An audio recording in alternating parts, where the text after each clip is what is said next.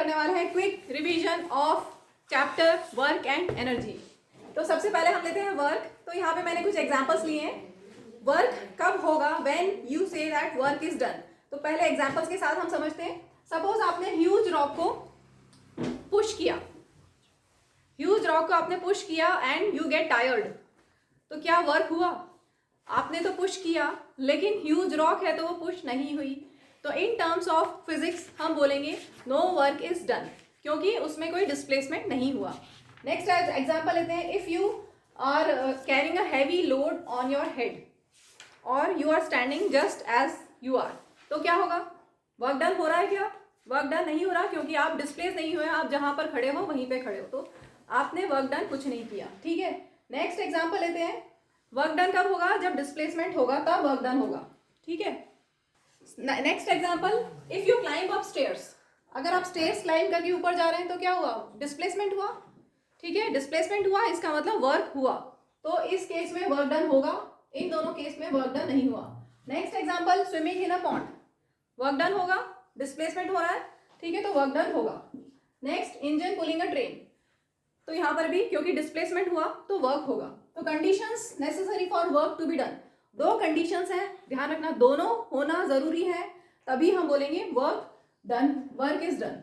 Conditions necessary for work to be done, एक तो है force should be applied on the object,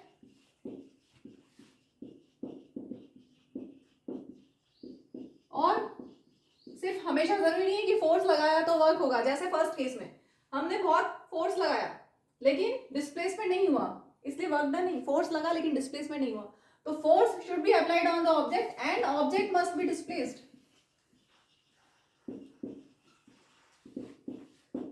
clear? Force भी लगना चाहिए और डिस्प्लेसमेंट भी होना चाहिए। जब दोनों चीज होंगी then we say that work is done. Clear? इसके बाद यहां पर नेक्स्ट टॉपिक है work done by a constant force. Work done by a constant force. Suppose आपने कांस्टेंट फोर्स F अप्लाई किया किसी ऑब्जेक्ट के ऊपर, तो वर्क डन का एक जनरल फॉर्मूला है force into displacement. Work is force into displacement,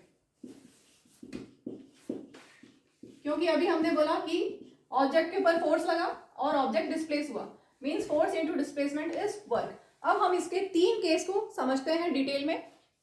work के तीन केस हो सकते हैं, तो मैं एक जनरल फॉर्मूला पहले वर्क का दे रही हूं आपको। वर्क होता है F डॉट S, ये होता है स्केलर प्रोडक्ट, या हम बोले डॉट प्रोडक्ट।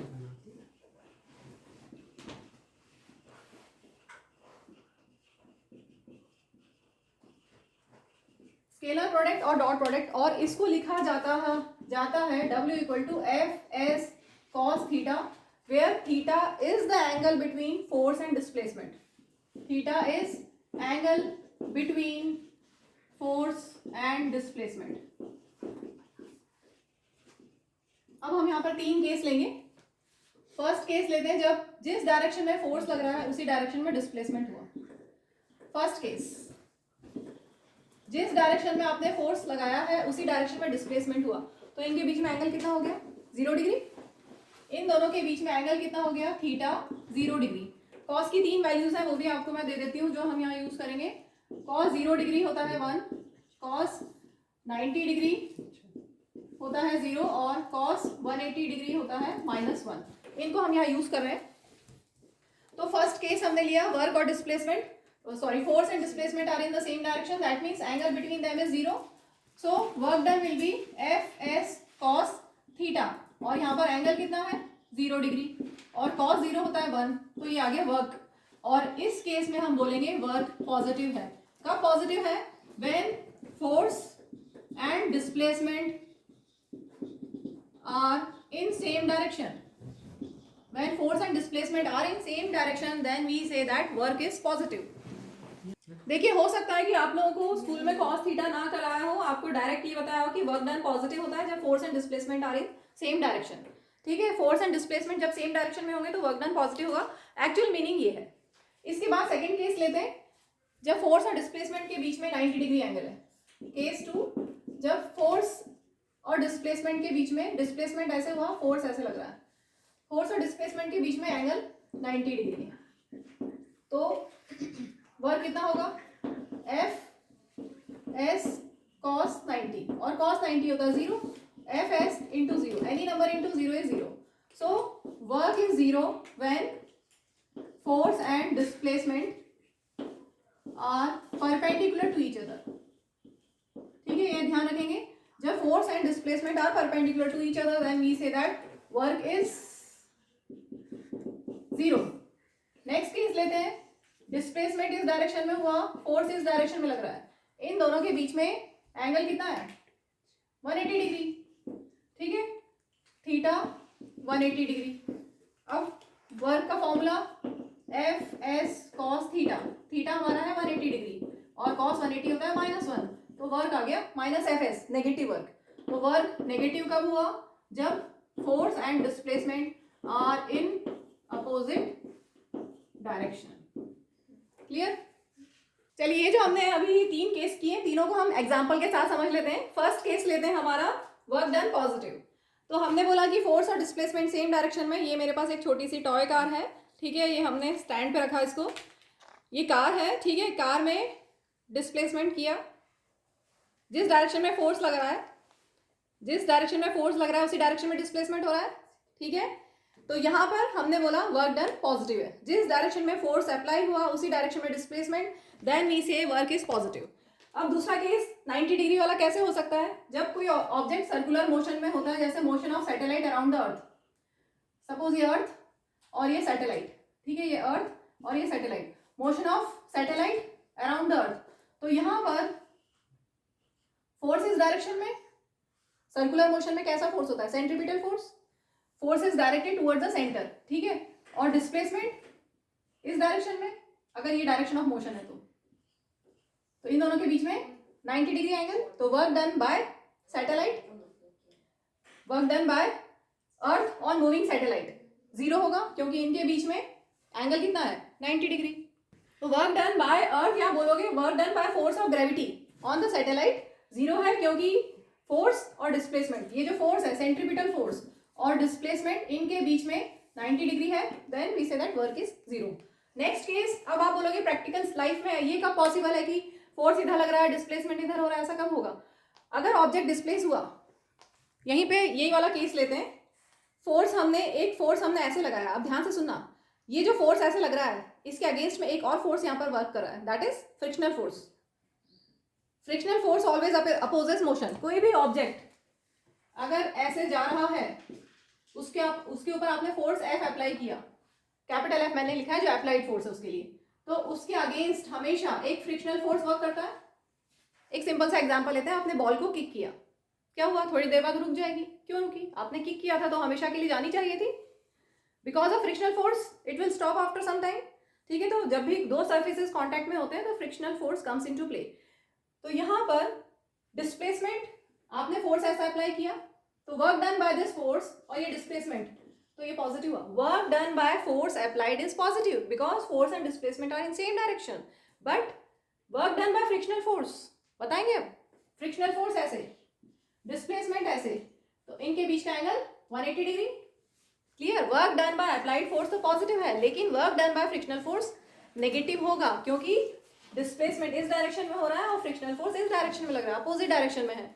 फोर्स इधर, डिस्प्लेसमेंट इधर है, फ्रिक्शनल फोर्स ऐसे है, तो ये दोनों अपोजिट डायरेक्शन में है. So work done will be negative. Clear हो गया. तो फोर्स एंड डिस्प्लेसमेंट जब अपोजिट डायरेक्शन में होते हैं then work is negative. Next topic हम लेते हैं एनर्जी. हम कब बोलेंगे कि किसी ऑब्जेक्ट के पास एनर्जी है, हम कब बोलेंगे कि किसी ऑब्जेक्ट के पास एनर्जी है, जब वो कुछ वर्क कर सके तब हम बोलेंगे कि उसके पास एनर्जी है. जैसे एक हम एग्जांपल लेते हैं, आपकी टेक्स्ट बुक में एक ट्रॉली वाला एग्जांपल दिया है.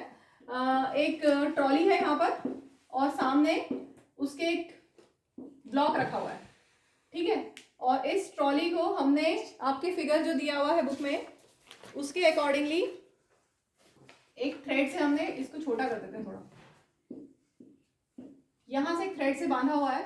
ठीक है, और इधर पुली सिस्टम है और यहाँ पर हमने एक कुछ वेट लगा, यहाँ पे कुछ वेट रखा.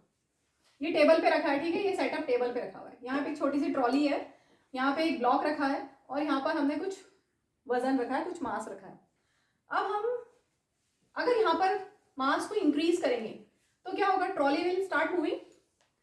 ट्रॉली मूव होगी तो क्या होगा, ये सपोज पहले ब्लॉक यहाँ है, जब हमने यहाँ पे मास इंक्रीज किया तो ये ट्रॉली मूव होगी, ये ट्रॉली मूव होगी तो ये ब्लॉक डिस्प्लेस होगा, ठीक है। तो सपोज वो ब्लॉक डिस्प्लेस हो गई, यहाँ आ गया और ट्रॉली रुक गई। हमने बहुत ज़्यादा मास नहीं रखा है, हमने थोड़ा सा मास रखा कि ट्रॉली जाके इससे टकराए और ट्रॉली रुक जाए और ये जो ब्लॉक है थोड़ा सा डिस्प्लेस हुआ, ठीक है। तो ये ब्लॉक थोड़ा सा डिस्प्लेस हुआ, तो ये डिस्प्लेस क्यों, डिस्प्लेस हुआ मतलब कि कुछ वर्क हुआ, डिस्प्लेसमेंट हुआ, इसका मतलब वर्क हुआ। इस ट्रॉली ने फोर्स लगाया और इसमें कुछ डिस्प्लेसमेंट हुआ, इस ट्रॉली की वजह से यहाँ पर फोर्स लगा और इसमें डिस्प्लेसमेंट हुआ, इसका मतलब कि कुछ वर्क हुआ, ठीक है। अब हम इसको एनर्जी से रिलेट करते हैं। यहाँ पर इसके पास एनर्जी थी, ये जब मूव किया, इसके पास जब मूव हो रहा है, ये मोशन में जब है तो उसके पास एनर्जी है। कौन सी एनर्जी है? Energy possessed by an object due to motion is kinetic energy. तो काइनेटिक एनर्जी उसके पास है, जो हम पढ़ने वाले हैं, kinetic energy due to motion या energy possessed by an object by virtue of its motion is kinetic energy. तो यहाँ पर काइनेटिक एनर्जी की वजह से ये आगे बढ़ी, ब्लॉक से टकराई, ठीक है, और यहाँ पर कुछ वर्क हुआ, ठीक है। तो किसी ऑब्जेक्ट के पास एनर्जी थी तो वर्क हुआ, ट्रॉली के पास एनर्जी थी, उसने वर्क किया और यहाँ डिस्प्लेसमेंट हुआ, ठीक है। तो समझ में आ गया। An object having a capability to do work is said to possess energy. तो यहाँ पर ट्रॉली के पास एनर्जी है, और जूल और एनर्जी को, वर्क और एनर्जी को हम रिलेट करते हैं। 1 joule is the energy required to do 1 joule of work. अगर हम बोले 1 जूल ऑफ वर्क हुआ तो 1 जूल वर्क करने के लिए कितनी एनर्जी हमें चाहिए? 1 जूल एनर्जी चाहिए। 1 जूल वर्क करना है तो हमें चाहिए 1 जूल ऑफ एनर्जी, ठीक है। एक और बिगर यूनिट होती है किलो जूल। 1 किलो जूल के में तुम्हें पता है ना 1000 होता है, 1 किलो जूल में 1000 जूल होता है, ठीक है। अब अभी जस्ट हमने समझा कि kinetic energy is energy possessed by an object by virtue of its motion. तो जब भी कोई भी मूविंग ऑब्जेक्ट है तो उसके पास है काइनेटिक एनर्जी, जैसे moving bullet, blowing wind, rotating wheel, speeding stone, falling coconut, इन सबके पास काइनेटिक एनर्जी है, इन सबके पास एनर्जी है, मतलब इन सबके पास है कैपेबिलिटी टू डू वर्क। ये सब वर्क कर सकते हैं। मूविंग बुलेट वर्क कर सकती है, जाके किसी में छेद कर सकती है, it may kill a person. Blowing wind, wind blow करेगी तो क्या होगा, हो सकता है कि विंड मिल्स रोटेट करें और फिर विंड मिल्स रोटेट करेंगे, ठीक है, तो उससे हम एनर्जी बना लेते हैं, विंड एनर्जी बना लेते हैं। रोटेटिंग व्हील से भी वर्क होगा। स्पीडिंग स्टोन, अगर आपके लग गया, हुआ ना वर्क, उसके पास एनर्जी है, स्पीडिंग स्टोन के पास बहुत एनर्जी है, आपको लग सकती है उससे। फॉलिंग कोकोनट, उससे भी लग सकती है। सोचो कि आप पेड़ के नीचे बैठे हो, कोकोनट ट्री के नीचे, आपके सिर पे आके गिरा, तो उसके पास कौन सी एनर्जी थी? काइनेटिक एनर्जी थी, और उसके पास जो काइनेटिक एनर्जी थी उससे उसने वर्क किया और आपको लग गई, ठीक है। इसके बाद हम एक छोटा सा डेरिवेशन करते हैं काइनेटिक एनर्जी का। सपोज आपके पास एक ऑब्जेक्ट है मास m का, हम गिवन डेटा लिख लेते हैं। अब हम काइनेटिक एनर्जी का फॉर्मूला डिराइव कर रहे हैं, तो आप स्टेटमेंट आप लिख लीजिएगा, मैं डिक्टेट कर रही हूँ। Consider an object of mass m moving with initial velocity u. Suppose a constant force F acts on the object and the object gets displaced through a distance s, and let its final velocity be v, and let it attains and let its acceleration be a. समझ में आ गया? Let an object of mass m be moving with initial velocity v u, initial velocity u. Let a constant force acts on the object such that object gets displaced by distance s. Let the final velocity of object be v and acceleration a. तो यहाँ पर हम third equation of motion लगा रहे हैं। हम कर रहे हैं काइनेटिक एनर्जी का फॉर्मूला 1/2 mv² का डेरिवेशन। स्टेटमेंट आप लिख लेंगे, डेरिवेशन जब भी हो तो स्टेटमेंट जरूर लिखना है। यहाँ पर हम third equation of motion use करते हैं, using third equation of motion. क्या है third equation of motion? v² = u² + 2as। यहाँ से हम s को क्या लिख सकते हैं? v² - u² = s। ये 2a इधर चला गया, पहले u² की साइड चेंज की तो -u²। चलो एक स्टेप करती हूँ आपके लिए, ऐसा लिख सकते हैं, ठीक है। अब 2a × s, तो ये 2a मल्टीप्लीकेशन में है, दूसरी साइड जाके डिवाइड हो गया। हम s क्यों निकाल रहे हैं? देखो, जब भी आपको कोई डेरिवेशन करना हो तो आप सोचो कि उस फॉर्मूले में क्या लाना है। डेरिवेशन कर रहे हैं हम काइनेटिक एनर्जी का, इसका मतलब हम पहले वर्क निकाल लें, और work is same as kinetic energy.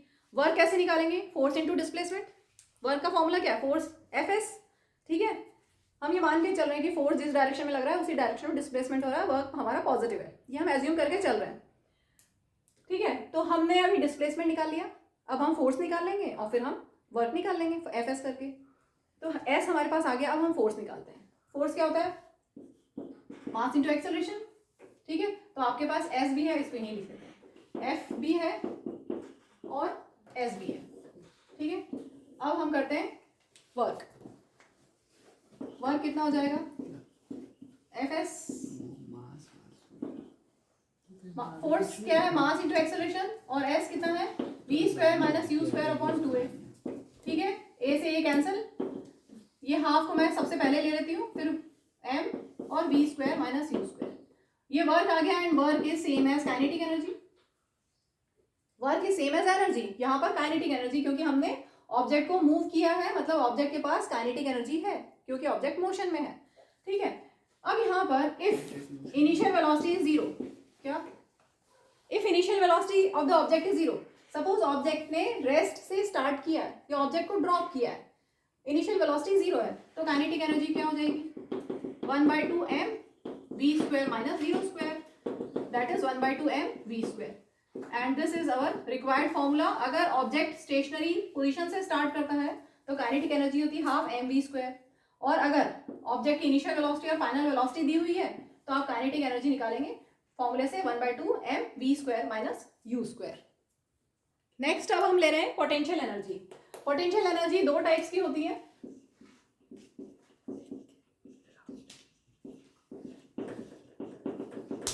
Gravitational potential energy and elastic potential energy.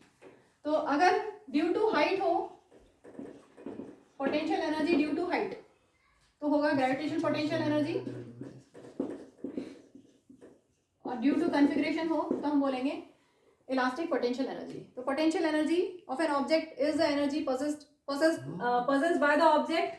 Potential energy is the energy possessed by the object by virtue of its height और configuration, height या position और configuration, ठीक है। Definition में आप ये देंगे energy possessed by an object due to its position और configuration is potential energy। Two types हैं। अगर किसी ऑब्जेक्ट को हमने हाइट पे रखा है, तो जैसे सपोज ये ग्राउंड लेवल और यहाँ पर हमने किसी ऑब्जेक्ट को रखा है, तो इसके पास कौन सी एनर्जी? ग्रेविटेशनल पोटेंशियल एनर्जी, ठीक है। If an object is kept at a height then it has gravitational potential energy। बाकी तीनों एग्जांपल्स हैं इलास्टिक पोटेंशियल एनर्जी के, क्योंकि कॉन्फ़िगरेशन की वजह से, जैसे रबर बैंड को आपने स्ट्रेच किया तो आपने अपनी मस्कुलर एनर्जी दी, वर्क किया, और वो जो वर्क आपने किया रबर बैंड को स्ट्रेच करने में, that will be stored in the form of elastic potential energy. इसके बाद स्लिंकी देखी होगी, हेलिकल स्ट्रक्चर होता है स्लिंकी का, उसको भी अगर आप ऐसे करते हो, आप उसको कंप्रेस, इलोंगेट भी कर सकते हो और कंप्रेस भी कर सकते हो, ठीक है। तो इलोंगेशन करने में भी आपने वर्क किया और कंप्रेस करने में भी वर्क किया, तो जो वर्क हुआ, आपने जो वर्क किया, that will be stored in the form of elastic potential energy. इसका टॉय कार में हम चाबी भरते हैं, चाबी वाली जो टॉय कार होती है, खेला होगा आपने कभी, तो हमने चाबी भरी, तो हमने क्या किया? उसकी स्प्रिंग को वाइंड किया, ठीक है। तो हमने वर्क किया, हमने मस्कुलर एनर्जी से वर्क, हमने मस्कुलर एनर्जी दी, और वो एनर्जी स्टोर होगी, हमने वर्क किया, उस पर वर्क किया, और वो एनर्जी स्टोर होगी इन the form of elastic potential energy. और जब आप उसको छोड़ दोगे तो वो आपकी टॉय कार अपने आप जाने लगेगी, चाबी उल्टी घूमने लगेगी और वो आगे बढ़ जाएगी, ठीक है। तो ये दोनों हो गए। अब इसके बाद इसमें पोटेंशियल एनर्जी का एक छोटा सा डेरिवेशन होता है।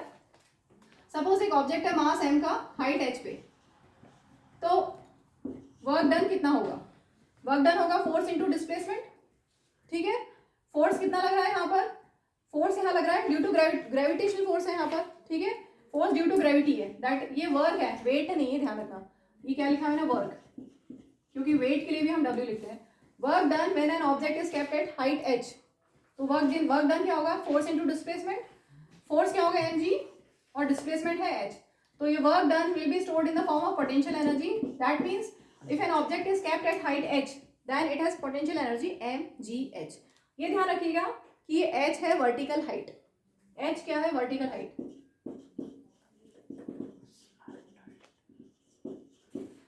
इसके लिए हम ऐसा समझते हैं, आपकी टेक्स्ट बुक में दिया हुआ है, सपोज एक ऑब्जेक्ट को हमने हाइट h तक रेस किया, हम इस पाथ को फॉलो करके हाइट h तक उसको लेके गए।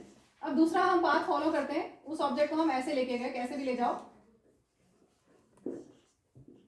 ठीक है, इस तरह का ये पाथ 1 हमने फॉलो किया और यहाँ पे पाथ 2 फॉलो करके ऑब्जेक्ट को हम उठा के लेके गए, ऐसे ऐसे ऐसे लेके गए और हमने यहाँ पे रख दिया हाइट h पे। ठीक है, दोनों हाइट सेम है, दोनों हाइट h है।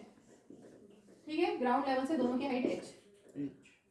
तो वर्क डन क्या होगा, दोनों केस में वर्क डन सेम होगा क्योंकि वो पाथ पे डिपेंड नहीं करता। Work is independent of path. दोनों में हाइट h है, इसकी भी हाइट यहाँ से यहाँ तक h, इसकी भी हाइट ग्राउंड लेवल से हाइट h है, दोनों की हाइट h है। तो वर्क डन क्या होगा, दोनों ही केस में mgh होगा। It is path independent, it does not depends on the path. चलो एक छोटा सा एग्जांपल ले लेते हैं हम इसको समझने के लिए। सपोज किसी ऑब्जेक्ट का मास है 5 kg और हमने उसको 5 मीटर तक रेस किया, तो कितनी एनर्जी उसके पास होगी, कौन सी एनर्जी होगी और कितनी होगी। अगर ऑब्जेक्ट का मास 5 kg है, हाइट 5 मीटर तक रेस किया, तो उसके पास कितनी पोटेंशियल एनर्जी होगी या हमने कितना वर्क किया उस पर, ये बताइए। बस वैल्यूज पुट करनी है फॉर्मूले में। mgh मास है 5, g हम 10 ले लेते हैं, h है 5, 5 5 25 तो 250 और इसकी एनर्जी होती है जूल। पोटेंशियल एनर्जी हो, कोई भी एनर्जी हो, पोटेंशियल एनर्जी, काइनेटिक एनर्जी, सब यूनिट जूल होगी, वर्क यूनिट भी जूल होती है। Moving to next topic, are various energy forms inter convertible. तो एनर्जी फॉर्म्स इंटर कन्वर्टेबल होती हैं, बहुत सारे इसके एग्जाम्पल हो सकते हैं। यहाँ पे मैंने कुछ लिए हैं। इलेक्ट्रिक मोटर, इलेक्ट्रिक मोटर में कौन सी एनर्जी किस में कन्वर्ट होती है। इलेक्ट्रिक मोटर में इलेक्ट्रिकल एनर्जी देने से मोटर को मिल जाती है मैकेनिकल एनर्जी, क्योंकि वो मूव भी हो रही है और वो किसी पोजीशन, किसी हाइट पे भी है।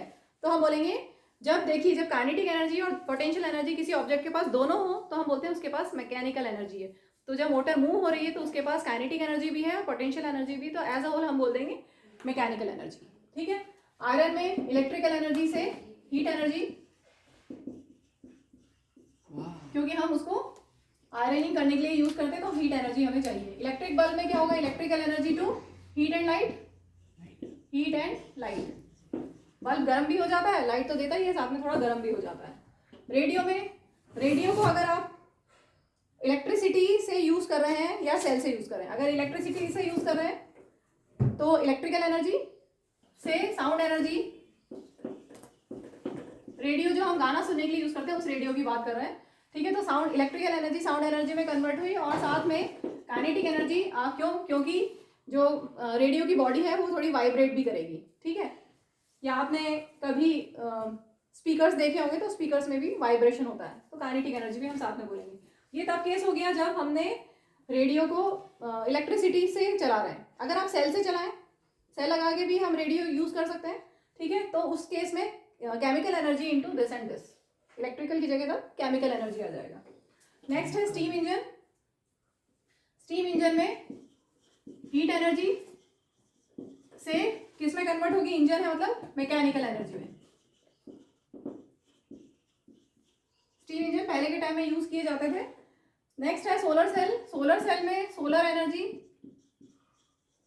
इनटू, आप जिस वर्क के लिए आप यूज करना चाहें, अगर आप उसको हीटिंग के लिए यूज कर रहे हैं तो इनटू हीट एनर्जी। अगर आप इलेक्ट्रिसिटी घर में ही सोलर सेल, सोलर पैनल्स लगाए हुए हैं तो घर में आप सब पर्पस के लिए यूज कर सकते हैं, तो एज इलेक्ट्रिकल एनर्जी आप यूज कर सकते हैं। ठीक है, या फिर मैंने अभी जो दूसरा एग्जांपल दिया कि हम हीटिंग के लिए भी यूज कर सकते हैं heat energy.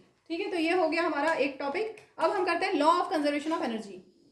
Law of conservation of energy क्या है, energy can neither be created not destroyed, it can change its form, it can be converted from one form to another. ठीक है, अब हम इसका डेरिवेशन कर रहे हैं, हम यहाँ इसको प्रूव कर रहे हैं कि सपोज कोई एक ऑब्जेक्ट है, फ्रीली फॉलिंग ऑब्जेक्ट है, इरेज करने से पूरा मोबाइल में वाइब्रेशन होती है अगर आप कॉपी में इरेजिंग करते हैं तो। आराम से कर रहा हूँ, वीडियो चालू है। चलो, एक ऑब्जेक्ट है, किसी हाइट पे हमने रखा है, सपोज ये पॉइंट ए, पॉइंट बी, और just before reaching the ground C point है। ठीक है, टोटल हाइट हमने सपोज एज्यूम कर ली h, और यहाँ से यहाँ तक का डिस्टेंस है x, तो ये बचा हुआ डिस्टेंस कितना होगा, h माइनस एक्स। ठीक है, सपोज हमने ऑब्जेक्ट को ड्रॉप किया है, मतलब इनिशियल वेलोसिटी 0 है, हमने ऑब्जेक्ट को ड्रॉप किया है, इनिशियल वेलोसिटी 0 है, तो ए पॉइंट पे हमने बोला law of conservation of energy के accordingly energy can either be created not destroyed, it can only be converted from one form to another. तो जितनी एनर्जी टोटल एनर्जी ए पे होगी उस ऑब्जेक्ट की, उतनी एनर्जी बी पे होगी और उतनी एनर्जी सी पे होगी। ठीक है, energy total energy at A will be same as total energy at B and that will be same as total energy at C. तो एनर्जी ए पे क्या होगी, हम ए पे काम करते हैं। हमारे पास ऑब्जेक्ट है जिसका मास m है और उसकी इनिशियल वेलोसिटी 0 है। ठीक है, जब ऑब्जेक्ट ए पे है तो उसके पास कौन सी एनर्जी है? When object is kept at a certain height then it has potential energy. Kinetic energy कुछ नहीं है क्योंकि वेलोसिटी उसकी 0 है। तो काइनेटिक एनर्जी ए पॉइंट पे काइनेटिक एनर्जी 0, पोटेंशियल एनर्जी कितनी होगी mgh, h हाइट पे है, therefore total energy will be kinetic plus potential and that is equal to 0 plus mgh, that is mgh। ठीक है, ये आ गई ए पॉइंट की एनर्जी। अब हम बी पे आते हैं, तो बी पे हमें कुछ काम करना पड़ेगा। हमें यहाँ पर फाइनल वेलोसिटी निकालनी पड़ेगी। पहले बी पे वेलोसिटी कितनी होगी, ऑब्जेक्ट को हमने ड्रॉप किया है, ऑब्जेक्ट नीचे आ रहा है। ठीक है, तो बी पे बी पॉइंट पे उसकी वेलोसिटी कितनी होगी? तो ए से बी का मोशन पहले हम लेते हैं। बी पॉइंट पे बात करने से पहले ए से बी का मोशन, इसमें इनिशियल वेलोसिटी 0, तो हम third equation of motion use करते हैं, v square equal to U square plus 2as। ठीक है, इनिशियल वेलोसिटी 0 है तो 0 का स्क्वायर 0, 2 यहाँ पर a क्या है, acceleration due to gravity, a की जगह g, और s कितना डिस्टेंस उसने कवर किया a से b में, कितना कवर किया, x। ठीक है, तो 2gx, v square equal to 2gx। अब हम काइनेटिक और पोटेंशियल एनर्जी लिखते हैं। पहले हमने लिखी है काइनेटिक एनर्जी, फॉर्मूला होता है हाफ एम वी स्क्वायर। हम half M we square use कर रहे हैं, वैसे काइनेटिक एनर्जी का फॉर्मूला है half M we square minus you square. लेकिन if initial velocity is 0 then you can use half M we square, that is what I am using here. 1/2m और v square की जगह direct 2gx रखा, 2 से 2 cancel, कितना आ गया mgx। तो ये आ गई काइनेटिक एनर्जी b पॉइंट पे जब वेलोसिटी v है, b पॉइंट पे जब वेलोसिटी v है तो काइनेटिक एनर्जी उसके पास है mgx। अब पोटेंशियल एनर्जी निकालते हैं, mgh। अब यहाँ पे हाइट कितनी है, हाइट हमेशा ऑब्जेक्ट की ग्राउंड से लेते हैं। यहाँ पर ऑब्जेक्ट है तो हाइट फ्रॉम द ग्राउंड कितनी है, h माइनस एक्स हाइट। ठीक है, अब काइनेटिक प्लस पोटेंशियल कर देते हैं टोटल एनर्जी के लिए, kinetic energy plus potential energy. Kinetic energy is mgx, total potential energy is mgh minus x. इसको हम ओपन करते हैं, mgx प्लस यहाँ पर हुआ mgh और माइनस के साथ mgx। ठीक है, ब्रैकेट ओपन किया हमने, mg को मल्टीप्लाई किया h से, mgh, फिर mg into minus x, that is minus mgx, minus mgx plus mgx cancel, तो टोटल एनर्जी कितनी आ गई, mgh। ठीक है, ए पॉइंट पे भी टोटल एनर्जी mgh थी, बी पॉइंट पे भी हमें टोटल एनर्जी मिली mgh। अब हम आते हैं सी पॉइंट पे। तो अब मैं सी पॉइंट के लिए पहले मोशन फ्रॉम ए टू सी ले रही हूँ क्योंकि मुझे यहाँ पर वेलोसिटी निकालनी है पहले। आप बी टू सी का मोशन भी ले सकते हो, ए से सी का मोशन में कैलकुलेशन ज़्यादा इजी होगी। ए से सी के मोशन में फाइनल वेलोसिटी कितनी होगी, ए से सी जब ऑब्जेक्ट गया तो ए पे उसकी इनिशियल वेलोसिटी 0 है और फाइनल वेलोसिटी निकालने के लिए हम third equation of motion use कर रहे हैं, you square plus 2gh, 2as होता है, पहले ए लिख लेते हैं, 2as। तो v square equal to 0 square plus 2, acceleration due to gravity है ए की जगह, और हाइट कितनी है, ए से सी का मोशन है तो हाइट कितनी हुई, h, तो ये आ गया 2gh। ठीक है, ये v स्क्वायर आ गया। अब हम निकालेंगे kinetic energy. Kinetic energy is half M we square 1/2m और v स्क्वायर कितना है 2gh, ये हो गया mgh।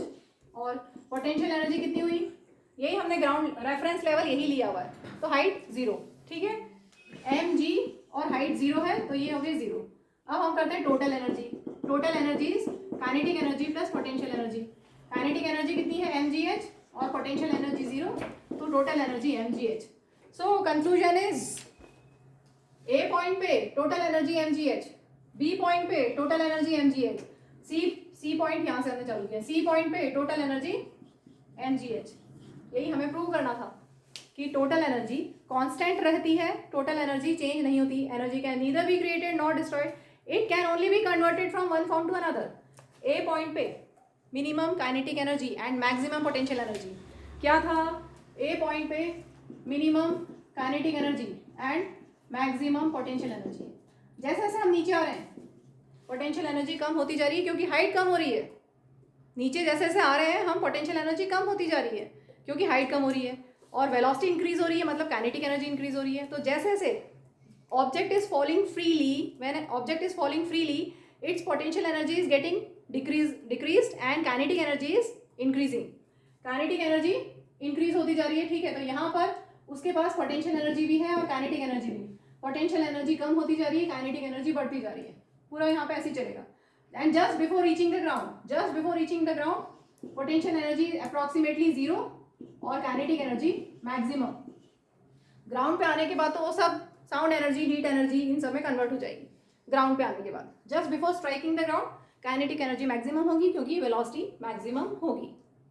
Moving to last topic, rate of doing work. इसको हम एग्जांपल से समझते हैं, आपकी टेक्स्ट बुक में जो एग्जांपल दिया है वही ले रहे हैं। Consider two children A and B. Suppose A को स्टेयर्स क्लाइंब करने में लगे 15 सेकंड्स और बी को स्टेयर्स क्लाइंब करने में लगे 20 सेकंड्स, ठीक है। और दोनों हाइट, वर्टिकल हाइट, ये स्टेयर्स क्लाइंब की दोनों ने